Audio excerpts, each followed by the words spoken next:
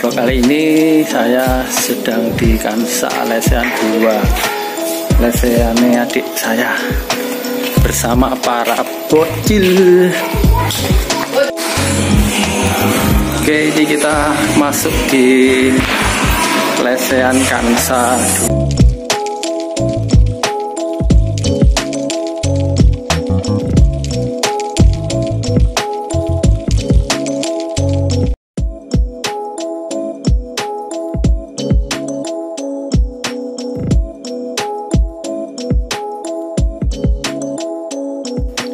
Ini adalah tempat makan bagi para pelanggan Kansa lesehan 2. Setelah dari ruang makan, saya menuju ke belakang. Ternyata di belakang itu sedang dibangun bermacam-macam fasilitas. Ya, ini saya masuk kemudian belok ke kanan, ya, ada pekerja yang sedang membangun kolam renang. Jadi nanti para pembeli dari Kansa lesehan 2 juga bisa berenang di tempat ini. Ya, ini sedang dibangun serta ada taman-taman agar kelihatan lebih rindang dan asri. Kemudian saya ke sebelah selatan, di situ ada bangunan lagi, ada tempat-tempat duduk untuk kenyamanan para pembeli, para wisatawan, ya, karena di sini ternyata dibangun tempat wisata sekaligus juga tempat makan, begitu ya.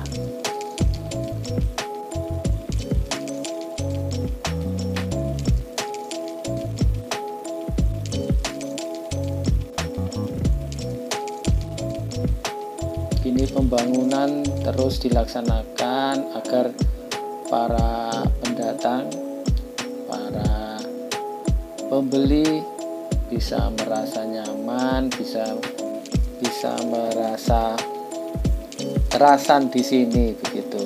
Jadi kalau mereka pertama datang ke sini diharapkan akan datang di waktu-waktu yang lain.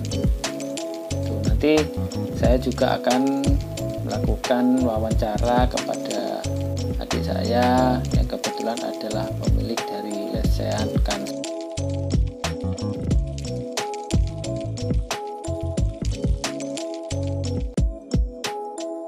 Ini saya sedang bersama adik saya yang punya Kansa lesehan 2. Jadi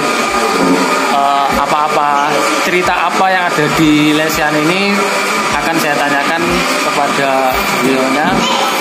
Ini ya, Dek. Ya. Iki jenenge Dek Ipin sing duwe Kansa lesehan.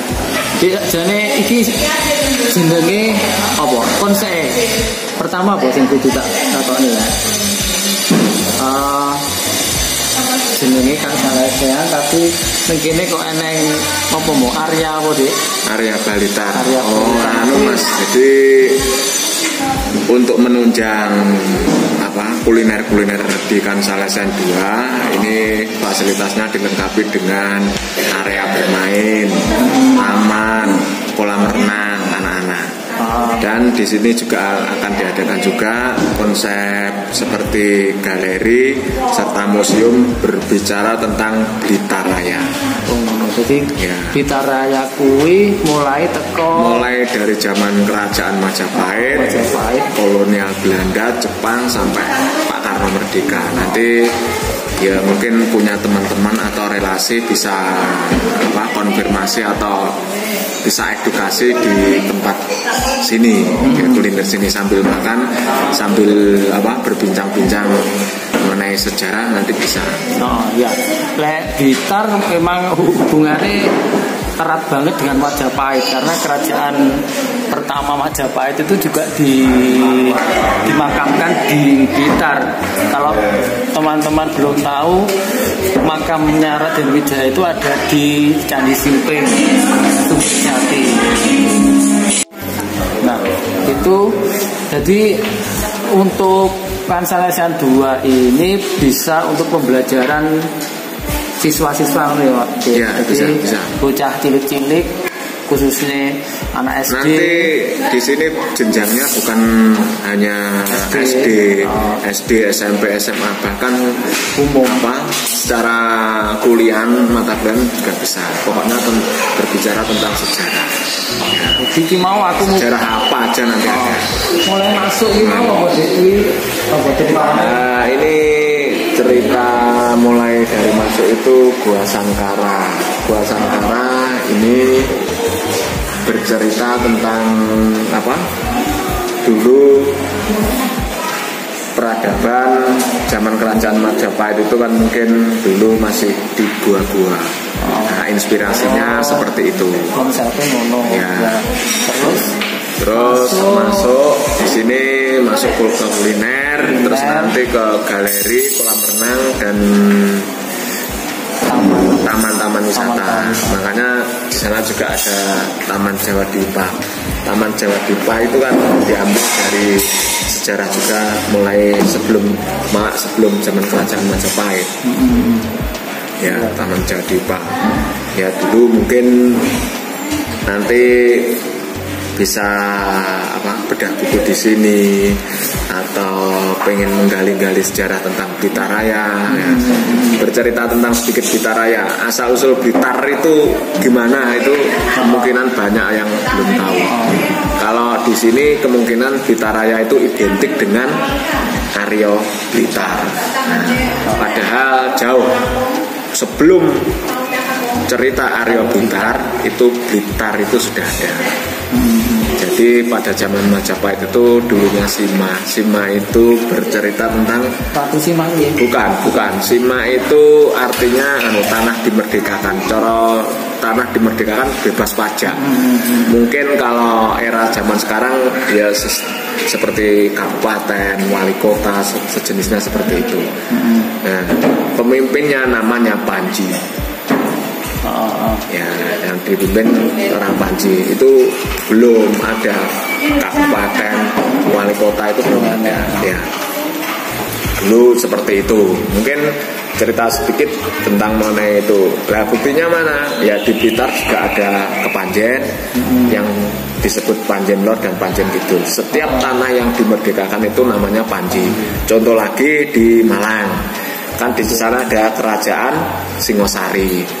Tanah yang dimerdekakan namanya Sima, dipimpin seorang Panji. Di sana juga ada Kepanjen. Nah, jadi setiap ada kerajaan itu dulu sebelum ada kabupaten dan wali kota ceritanya seperti itu.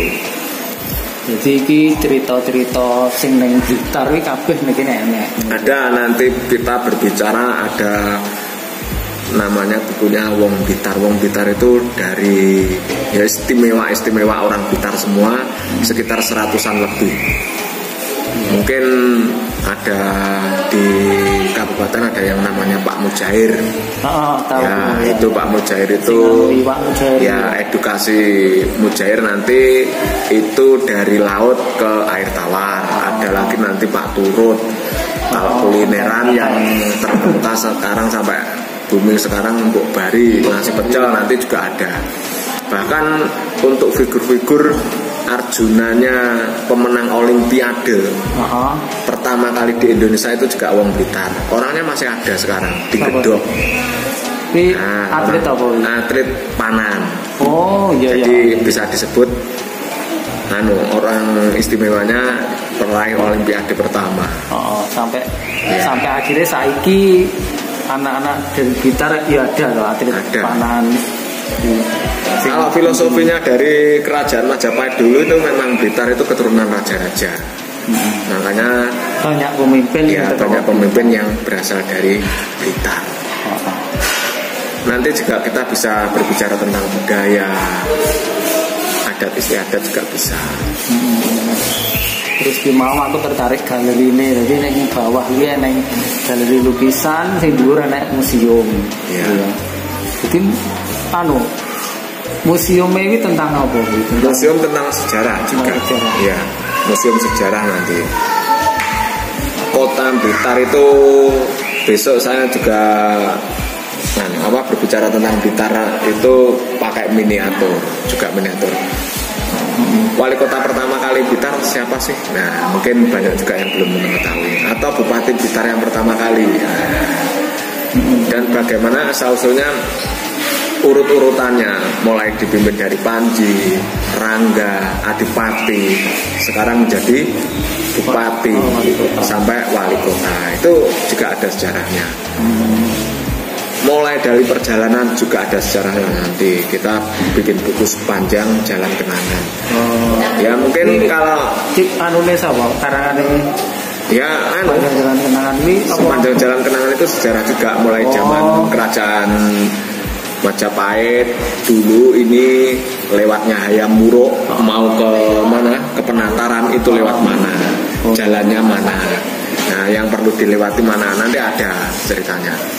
Terus mungkin sampai sekarang tahu sekarang Jalan Merdeka, padahal Jalan Merdeka dulu namanya apa? Tahun 1962 ketika masih Belanda, itu namanya apa? Herenstraat. Setelah dikuasai Jepang, namanya Jalan Sakura. Tahun 46 setelah Jepang menguasai, sebelum Indonesia merdeka. Dan sekarang dinamakan Jalan Merdeka. Mungkin alun-alun dulu di mana? Apakah di situ alun-alun Kota Blitar? Bukan di situ tempatnya. Kita juga punya data-datanya, bisa di referensi itu juga bisa ada nanti itu. Kalau nanti umpamanya ibaratnya sekolahan-sekolahan atau guru-guru, nah itu kita bisa mengambilkan paket, bisa bedah buku atau ikut program, nah itu. Nah nanti juga, kalau mulai umpamanya pendidikan seperti guru-guru ingin bercerita tentang apa, itu nanti kita bisa mencarikan. Jadi tidak ada aula gitu ya? Aulanya di galeri, ya belum jadi mas, jadi kan sambil berjalan. Ada aula kan bisa diklat-klat. Inilah dua rapala yang diceritakan oleh adik saya tadi. Ternyata gada yang dipegang oleh dua rapala itu memiliki makna tersendiri. Jadi gadanya ditaruh di sebelah kanan, pundak sebelah kanan atau pundak sebelah kiri, atau tidak memegang gada, itu ternyata memiliki makna yang berbeda. Itu jadi ini dibangun juga untuk memberikan wawasan kepada kita tentang budaya Blitar khususnya, yaitu yang dimulai dari Kerajaan Majapahit.